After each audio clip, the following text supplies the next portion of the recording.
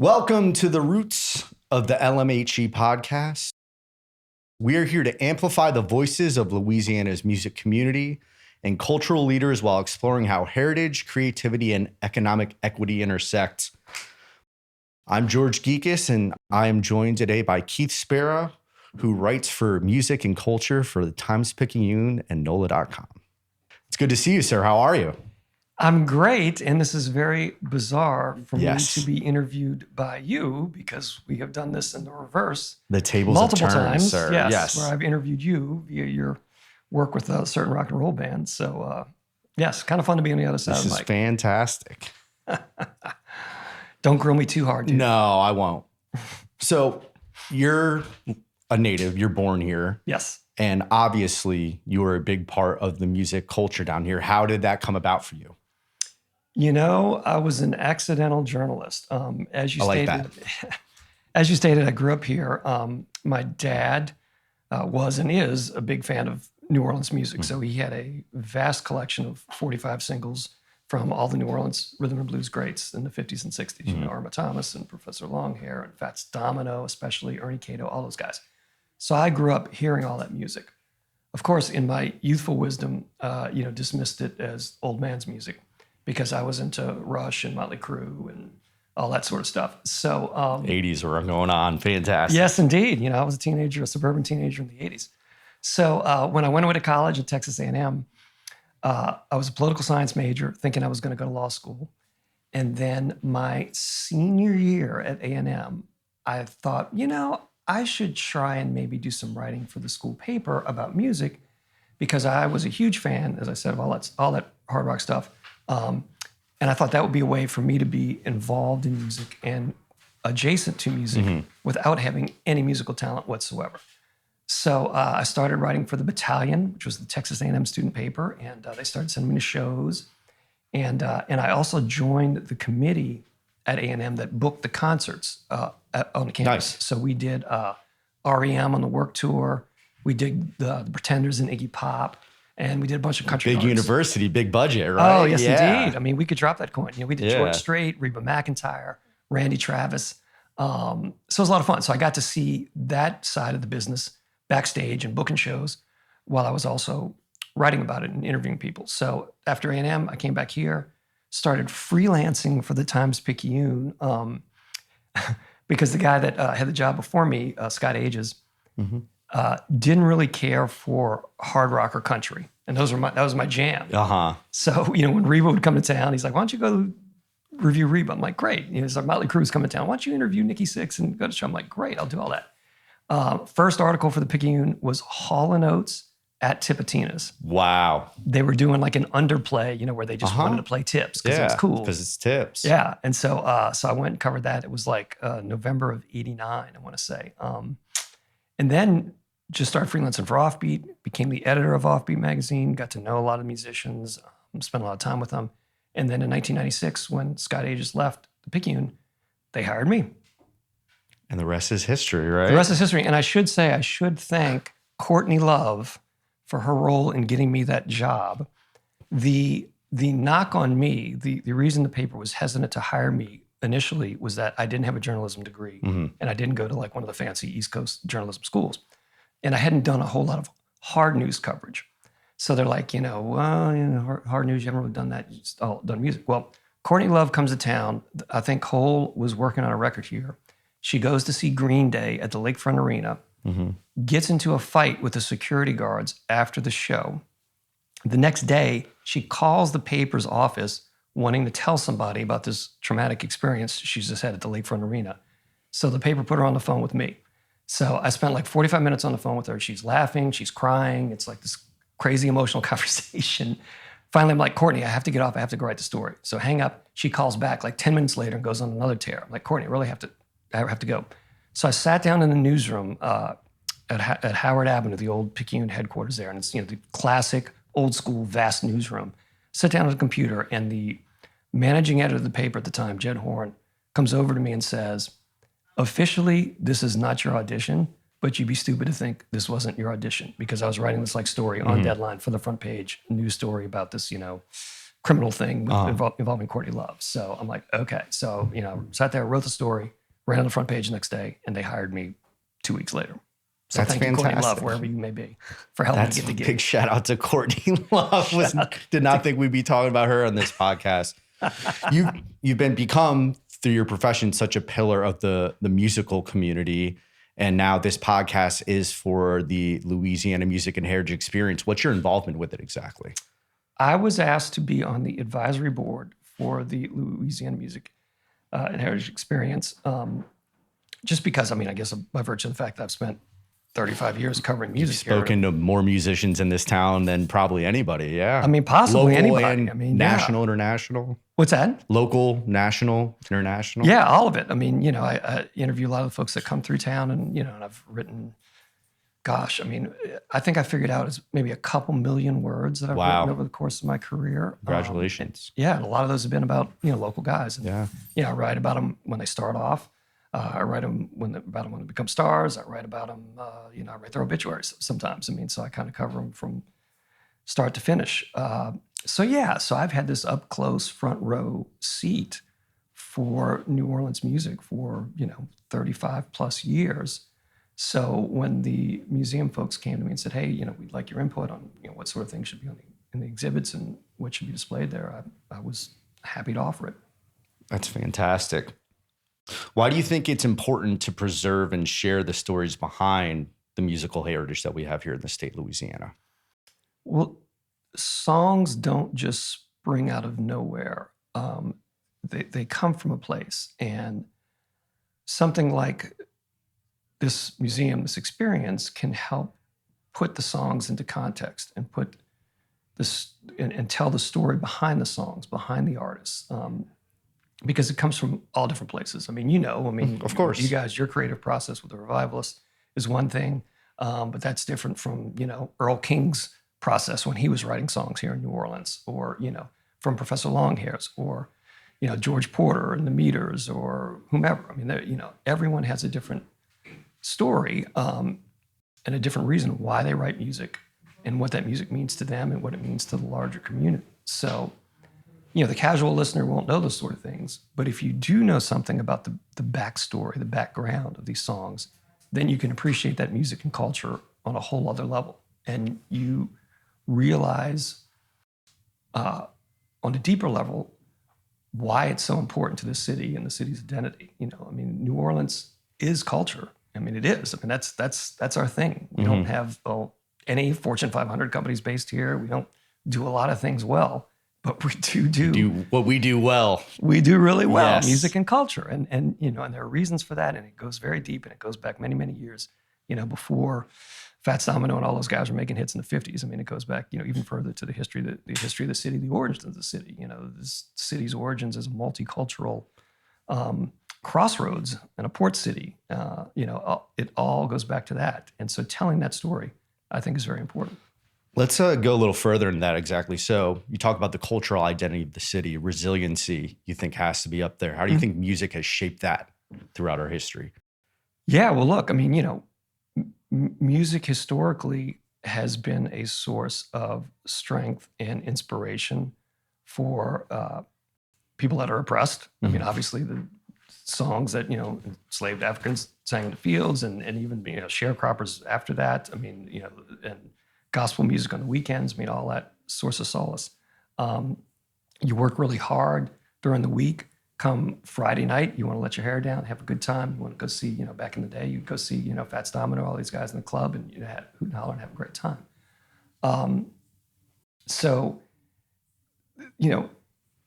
This city has obviously been through a lot, even before Katrina and all that sort of stuff. There's been a lot of challenges, whether it's, the yellow fever epidemics back in the day, or the fires that destroyed much of the city in the 1700s. There's always been challenges. Hurricanes, a constant source of a constant threat every summer. So yes, people here are very familiar with adversity, and music is definitely something that can help folks get through that adversity, to have the strength to carry on, and to kind of express what they've gone through. It checks all those boxes. Do you think there are any misconceptions people have about our cultural identity, whether it's through music or anything, just any, People have these ideas and stereotypes of how things are here, and something you'd like to say to set them straight. There's an analogy in the proverbial, blind men and the elephant. The one guy that's grabbing the trunk, say, oh, elephant's like a snake. And the one guy that's, touching the side and say, oh, he's like a brick wall.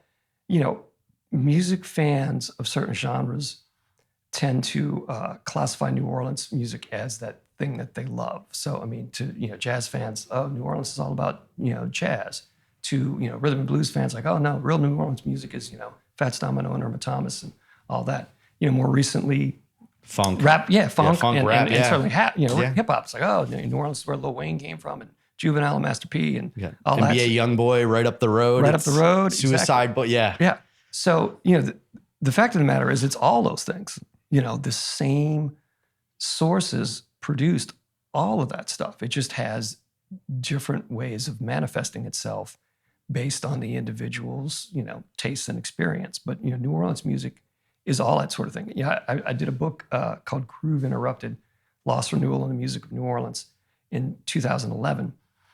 And every chapter was about a musician that dealt with some sort of adversity in order to keep on making music. And some of it was Katrina related, some of it was not. But, the chapters on the book ranged from Pete Fountain to Gatemouth Brown to Phil Anselmo, the singer from Pantera, to Juvenile, to Phil Frazier from the Rebirth Brass Band, because, and then there was also one on Mystical, and, the fact is all those guys are New Orleans music in one way, shape, or form. So it's a little bit of all that stuff. So I think the mistake people make is to try and say it's this one thing, because it's not. It's all those things. That's fantastic. Now, do you see any gaps in how our culture is currently documented or presented, whether it's from, outside or us even within ourselves? Yeah, nationally, when journalists sometimes parachute in here to do like a quick take on New Orleans or New Orleans culture, you can't tell the whole story that way. So, you get certain cliches get trotted out a lot, and I get it as a journalist. Sometimes, you have to write quickly, and you have a certain length that you have to write to and all that sort of stuff. So, sometimes there are shortcuts that you have to take. But, I've seen plenty of examples nationally where, they just tell such a small part of the story, or it's not really representative of reality, or it just leans on into cliches. So that's unfortunate. And so hopefully, with this, the Louisiana Music and Heritage Experience will be one of the ways that if, someone is coming in to write about the city and its music and its culture, you can pay a visit there and get some background to the story and know what the backstory is a little bit more. And then you can put that context in what you write about it going forward. I love that. I like to talk a little bit about more things on the local level, considering since you're in the trenches, you see the shows at Smoothie King and Superdome, but you'll also talk about shows in Chiquiwawa and, Siberia. And part of the museum is to express fair pay for musicians. Do you see any challenges that musicians have talked to you about in today? And I feel like these are the same problems that they've had forever. But you hear about a gentleman who said, in 1998, I wouldn't take that $150 gig, and someone's still taking that $150 gig. Yeah. It's a loaded question, but yeah, No, look, musicians have faced that challenge, from the start. And, as you know, there are a very, very small percentage of musicians that are able to make it to the earning next a living. level, next level to, you guys have been very fortunate where you're able to play. Very blessed. Space, the Red Rocks and all those sort of places. Very, very few musicians, very, very few musicians from New Orleans make it to that level. The trombone shorties of the world, the trombone shorties, has done very well, very successful. And some of the other ones that have left here have done very well. Obviously, your Harriet Connick Juniors of the world, Wynton Marsalis's, those kind of folks. But by and large, the vast majority of musicians in New Orleans are working musicians on a local level, and they have to find a way to make that work, to have it be able to support themselves. I don't know that a lot of the owners and operators of music venues are getting filthy rich. You know, I mean, they're not making True. a ton of money either True. necessarily. But you've got to find a way where for musicians to be fairly compensated for what they do, because it's, you know, people say, oh, you know, they only worked an hour and a half, you know, that show. I mean, how much money can they make? Well, it's not just that hour and a half. Yeah. It's years of learning the craft, and, you know, just the gig itself. It's, you know, setting up and breaking down, and, you know, it's a multi-hour process. So, so yeah, you know, if I were Jeff Bezos, I would, you know, come in and establish a minimum compensation package for every musician. That would be fantastic. I think he could handle it, right? So part of the LMHE, aside from, you know, the museum, is it's not just a philanthropic element, it's optics and getting eyes on it. And part of us is being able to one day pay musicians an affordable, livable wage to help with the museum. And you haven't really seen that with museums done before, and it's something that they're trying to do differently. But do you think it's going to help? How can we change the value of what we're trying to do here with our goals in mind? And specifically what you're just talking about, where, you know, not everybody's getting filthy rich, but there can be a way where we can make money, potentially outside of just a huge investor coming in and handing money. Right. There are other economies in this country that have figured out a way to make this work to a certain capacity. Absolutely. You know, and part of that is stressing how music should be valued. Yes. You know, it should not be thought of as, you know, just the background to some event or whatever. And I've seen this. My wife works in the event world. She used to do weddings, and she does corporate events now. She knows all about that game then. Yeah. So she knows. I mean, but, you know, there's an attitude with some buyers. Thank you. Yeah, buyers. Where it's like, oh, this is just like, you know, the decor, or just like, and it's not. I mean, it's something else entirely. It's somebody that's devoted their life to perfecting this craft. And, you know, the right musician doing a good show can make or break a wedding or an event. Most definitely. Yeah. So you want to make sure they're treated right and they're paid correctly, because it ultimately behooves you. It's ultimately to your benefit if you're the buyer of the event, if you're the one that's putting it on, but it also benefits the musician. So having the museum up and running and paying musicians to play there and participate in it, can certainly be another income source for them, which would be great. And also, you know, putting music on that kind of elevated platform, building this, you know, multi-million-dollar facility, and saying, yes, the music and culture of New Orleans warrants this kind of facility. It deserves to be treated with this kind of respect, and it deserves this kind of investment. I think that right there will change perceptions about the value of music in this town. Besides performances alone, how do you think that the LMHE could create pathways for musicians to earn a sustainable income? Well, again, I mean, it goes back to what I say. I mean, just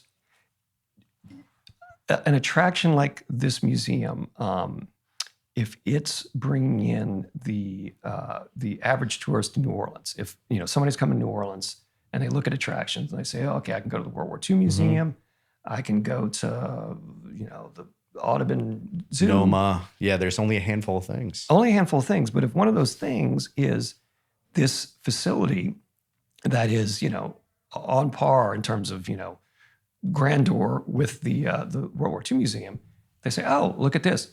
I'm going to go to this thing because that's what we do. Music is important. Yeah. Yes. And once they come and see it, then I think that will hopefully encourage them to go see music in the clubs and go see it, you know, where it lives and breathes every single night of the year, is in the clubs, and maybe buy some music by local musicians. So I think, you know, the museum can be an incubator where the effect, beyond the direct economic effect of paying musicians for performances there, it can have a ripple effect by just elevating the whole scene and emphasizing the people that come into town, knowing maybe just a little bit about New Orleans music, that, yeah, this is a big deal, and you really will reward yourself by digging a little deeper and going to see some of these shows.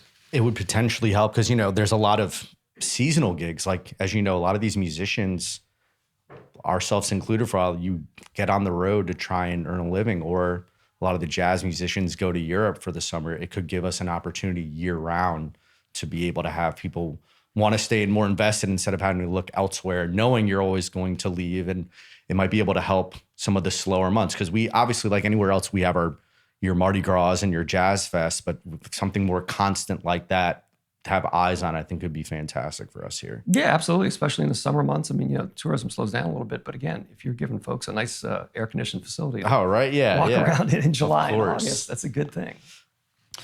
From your perspective, how do you think the LMHE could change the economy of this city?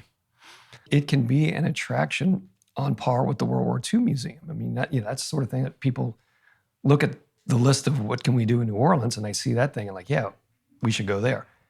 This can be the same sort of facility for music and culture. It can be an attraction that brings people to town specifically for it. Because I mean, it's crazy when you think about that New Orleans doesn't really have that signature music attraction. It doesn't have of a course, rock and roll hall in of this city. Yeah, and of all cities, Yes. and over the years there have been numerous efforts to build such a facility. There was an effort to build the Grammy Hall, the Grammy Museum here, that fell through. So there have been efforts in the past to do that because obviously New Orleans needs a facility dedicated to celebrating music and culture and showcasing it to the world. Traditionally, the flagpole at the New Orleans Jazz and Heritage Festival has been the gathering point. That's like the centerpiece of the festival where people would go and gather and form a community. This museum can be that for the whole music community here in New Orleans. It can be the flagpole. The whole city. It can be the flagpole, yeah, where people come and gather around, and that's the place from where a lot of other things flow. But that can be the centerpiece for it. And it would be a natural tourist attraction, and it would also, I think, serve the local music community in terms of direct economic impact and inspiring people to go check out the clubs and check out the music and buy music and do all those other things.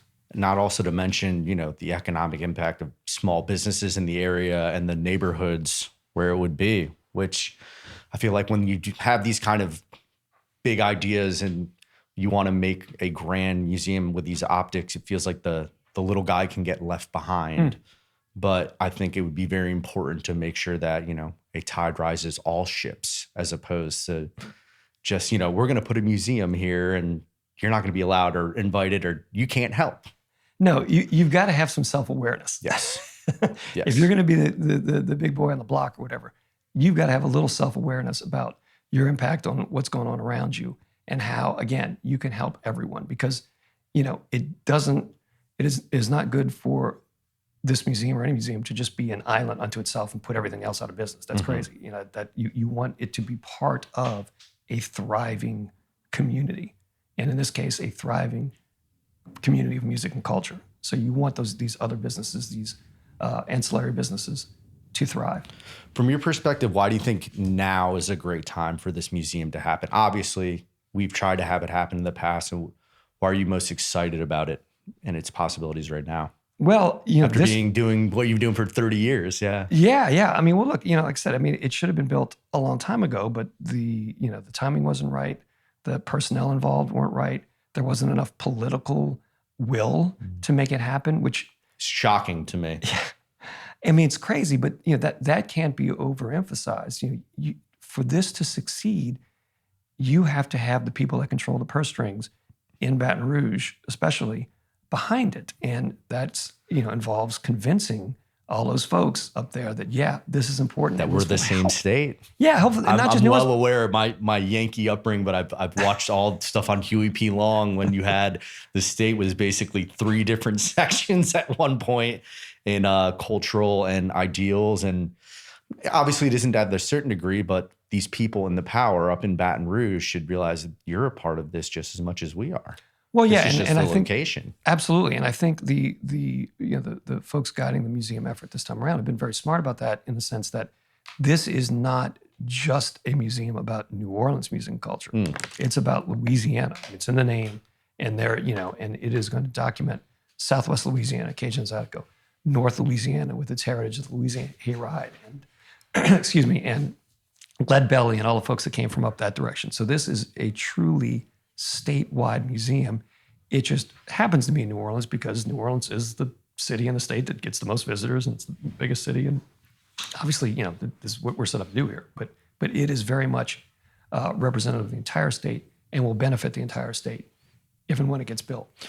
So you think this could have an impact on the cultural future of the entire state, not necessarily just us here in New Orleans? Yeah, because it will tell the story of the contributions of these other areas of the state, all of which are part of the story. I mean, Louisiana Hayride, that radio show back in the day was hugely influential, in the careers of Elvis Presley and all these other folks. And, Lead Belly, hugely influential in everyone, all the way up to, Nirvana. I mean, Nirvana covered Lead Belly songs. So all those, all elements of Louisiana music are part of the larger whole. And, there are misconceptions and misinterpretations about a lot of it. Some people don't realize that Cajun and Zydeco are two different things, certainly related and spring from the same soil, but their own distinct things. So there is a lot of room to enhance folks' knowledge about the music and culture here. And, this facility can be the one that fills a lot of those gaps. And what makes you personally want to support the LMHE? Because look, it as a fan of music, it's been my job for 30 years to write about it. But look, I'm a fan first and foremost. And I talked earlier in the interview about how, back in the day, I dismissed my dad's, New Orleans records as, old dude's music. But, now, of course, I've come to realize that these are great records. Yes, it's some of the coolest music ever recorded, and I took great pride on introducing my dad to Fats Domino, at one point. So, so it kind of came full circle. So I'm a huge fan. I would want to go to this facility just as a fan. I've been to the Grammy Museum that's up in North Mississippi. I've been to what was the Experience Music Project in Seattle. Really cool facilities that are more than, they're not just stuff behind glass. It's interactive, and you can do things and learn things, and they're participatory and hands-on, which is what the vision is for this facility as well. So I think it would be a lot of fun for me personally just to go there beyond that it would kind of amplify what I've done all these years, which is try to tell the stories of New Orleans music and musicians. Now, both of us are music lovers and lovers of this city, but how would you explain the importance of this museum to somebody who you try and get interested, or somebody potentially in donating to the museum? Supporting this museum is supporting the city ultimately, and supporting the music and culture of the city. This facility can have a far-reaching effect on New Orleans beyond just the musicians. I mean, it can be a major attraction, as I've said all along. It can be a major attraction on par with the World War II Museum. So the more reasons you give people to come to New Orleans, the better off the whole city is. The more you can say to this, maritime trade group or whatever that wants to bring 20,000 people here at a convention. Well, yeah, you can, do events at the World War II Museum, but you can also do event at this facility dedicated to New Orleans music and culture, and give your people the feeling that they've stepped into this special world that is New Orleans music and culture. So it would be a selling point for the city to bring conventions and other sort of business here, as well as just visitors. All those folks that come to the New Orleans Jazz and Heritage Festival, they're going to come to this. They should, yes, 100%. They're going to want to come to this. They're going to want to come to this facility and have it be part of that trip. Now, in one sentence, what economic and cultural impact do you believe the LMHE will have on the city of New Orleans? Massive. Massive. How about one word instead of one word? sentence? Yeah, that's even, yeah. The attention spans of individuals these days, we don't even have a sentence, we have a word. So I asked you before, why is the right time now for the museum? But what does this museum mean to you personally, as a fan, as a professional in the industry, as a local native New Orleanian? Sure. Yeah, I mean, the timing is right because the momentum is here.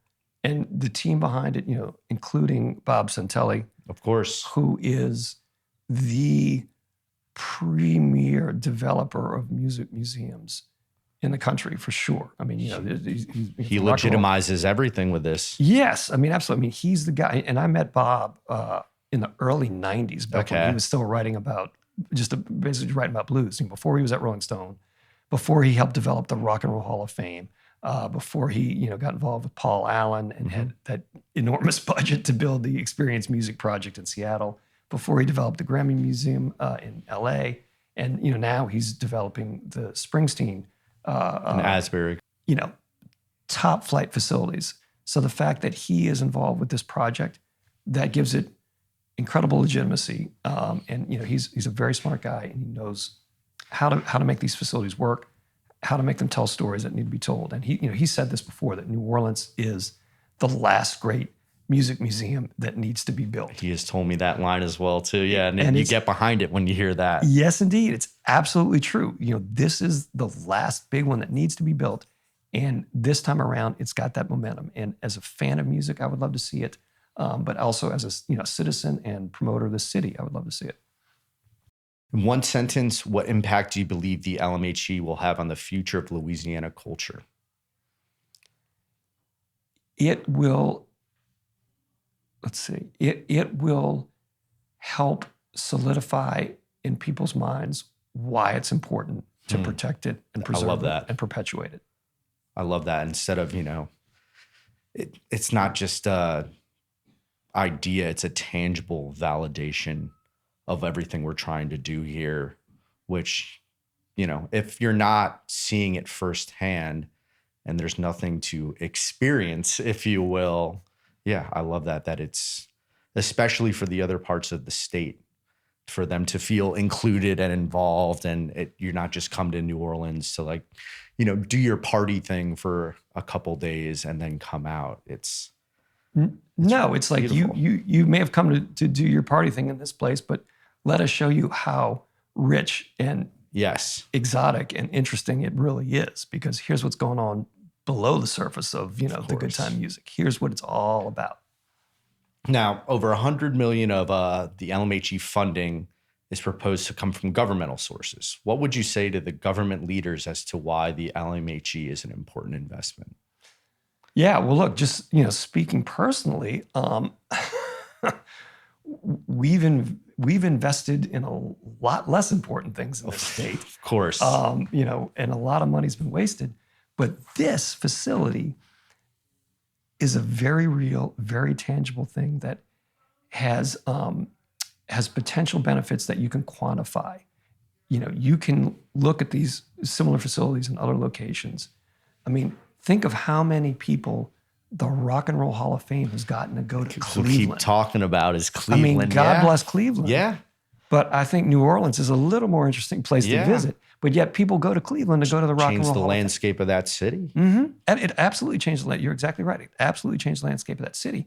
And this facility, the Louisiana Music and Heritage Experience in New Orleans, yes, New Orleans has a lot of other cool things to come and do, but this will be, I think, like I said earlier, it'll be the flagpole. It'll be the flagpole. It'll be the centerpiece for music and culture in the city, and will show visitors why it's important, support the local musicians, and I think, like I said, the rising tide lifts all boats. It'll help everybody. So this is a very a real investment with very tangible results. So that, to me, seems like money well spent on the state's part.